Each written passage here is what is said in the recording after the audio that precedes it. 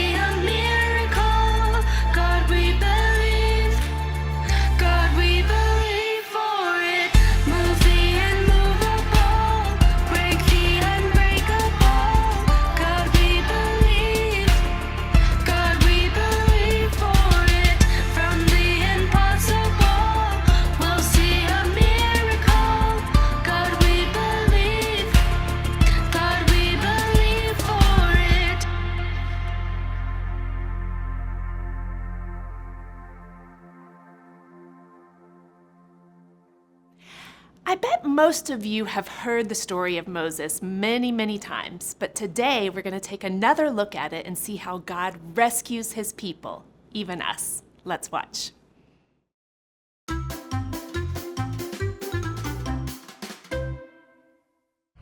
The Israelites were God's special people, and they needed to be freed from slavery in Egypt. God sent Moses to lead them out of Egypt. Moses went to Pharaoh, the king of Egypt, and told him what God had said. "Let my people go." But Pharaoh said no. God sent bad things called plagues to happen to the people of Egypt. After a lot of bad things happened, Pharaoh changed his mind and told Moses and the Israelites to leave. God led his special people through the desert to the Red Sea. During the daytime, God led them in a pillar of cloud to follow. At night, God led them in a pillar of fire. They always had light so they could see where they were going. God was right there with them. When they got to the Red Sea, which wasn't actually red, they set up camp. Back in Egypt, Pharaoh had changed his mind. He and his army chased after the Israelites.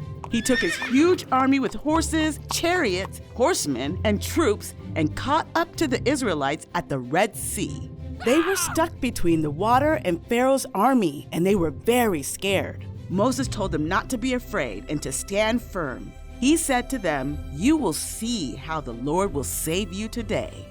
Then God told Moses to hold out his walking stick and reach his hand over the sea. God was about to do something amazing. Moses did as God instructed, and God sent a strong wind. The waters split, and there was dry ground right down the middle. God's special people walked through the sea on dry land. God had made a way for them to get away. When they got to the other side, God told Moses to reach his hand out over the water again. The water went back to normal. God's people were safe from Pharaoh and his army. That very day, the Israelites sang a song about how God saved them. They sang about how God had set them free. They sang because they knew God rescues his people.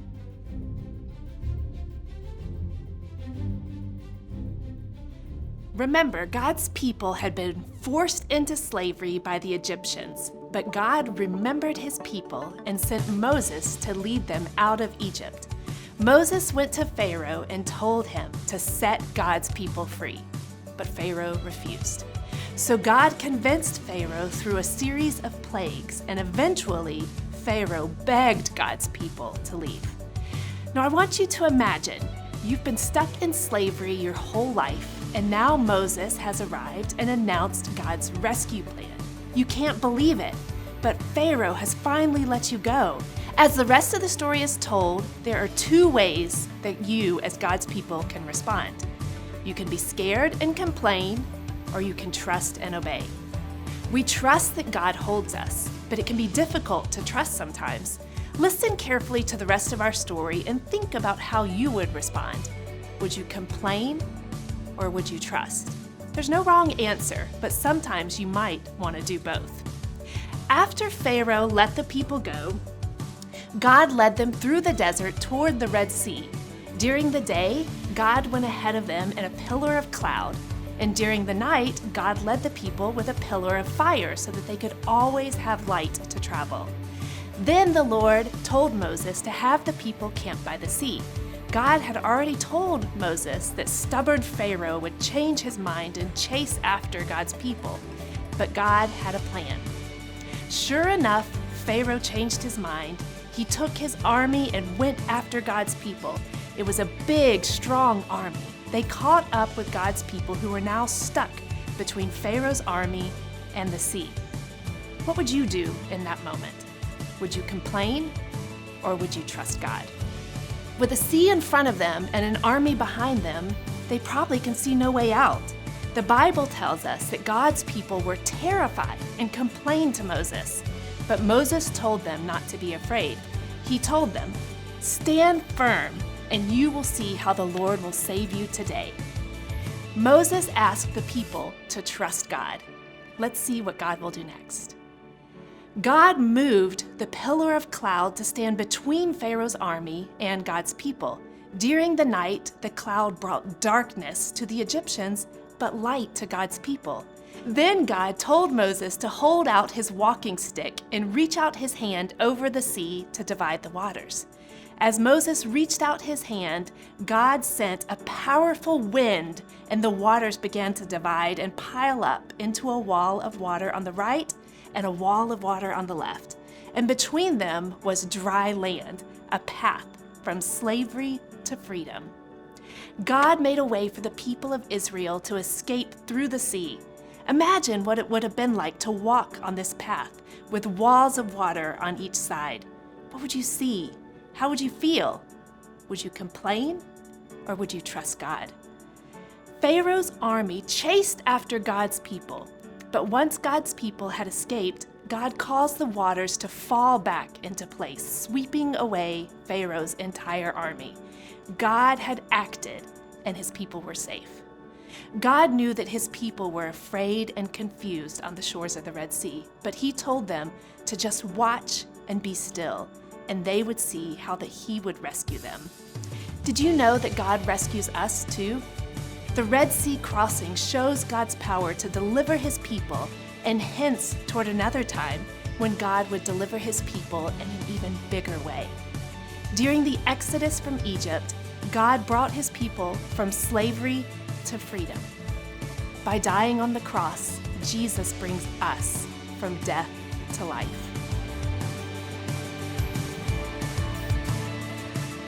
Hey Covenant Kids, it's time for our Word of Wonder. I will spend time thinking about everything you have done. I will consider all your mighty acts. Psalm 77:12. All right, guys, this time I'll say it first and then you repeat after me. I will spend time thinking about everything you have done. I will consider all your mighty acts. Psalm 77:12. Great job, kids. All right, Covenant Kids, God knows you, God loves you, and God leads you. Now go change your world.